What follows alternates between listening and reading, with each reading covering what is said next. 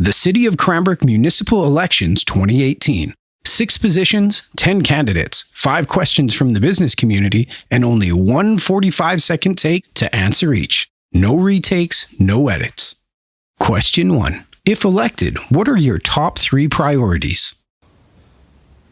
My top 3 priorities coming into this next term would be to continue on the work that we've already been doing in terms of community growth. That's not just roads. I mean, roads and infrastructure are super important, but we've also seen growth in new businesses, and the vibrancy, arts and culture has really taken on the downtown core, and I'd love to see more of that. The second priority, I would say, with growth, we've taken all this credit for growth, but we also need to take responsibility for the consequences of growth. And this means housing, both regular housing, low-income housing, and affordable housing, and finally, transparency and communication. I think that's incredibly important for our community.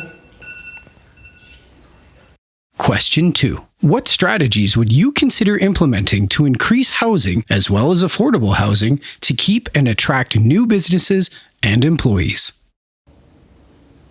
Our council has worked really hard to remove red tape and speed up the development permit process so that builders and developers have an easier time building new housing.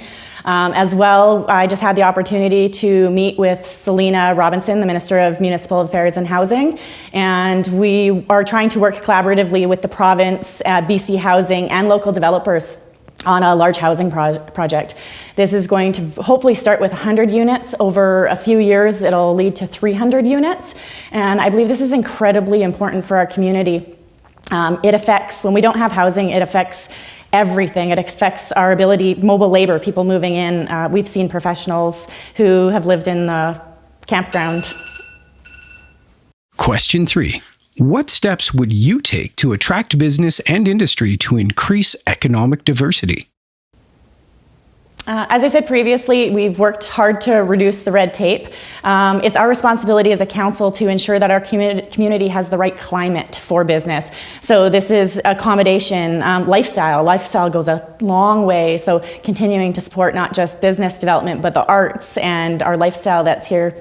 I'm not a huge studies person. I've been in business development, but sometimes they are important. And I think we really need to take the time to do an industry inventory and find out what are we in need of. If we have gaps, that's the easiest way to bring industry in when they know they're going to be able to succeed in our community.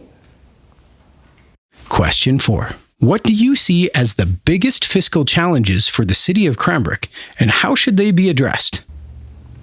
I'd say 2 of our largest fiscal challenges. The first is our infrastructure deficit. When we finished our asset management plan, we recognized that we had an $84 million infrastructure deficit. Obviously, that was part of the $10 million road borrowing, and we have a strategic plan to address that. But it's not going to get addressed in 1 term, 2 terms, 3 terms. This is a long-term plan. And the second is our taxation model. It's become really frustrating, the fact that our business community faces more than 2.5 times the tax burden than as our residential taxpayers. However, we also, to just simply flip it, then we put that burden on the residential taxpayers. So we need to be really careful about how we're increasing our taxes. Question 5. What is your perspective on the best ways to collaborate with the business community and organizations to ensure a sustainable and prosperous future for our community? Connection, communication, collaboration. It's a theme that we're seeing across municipalities.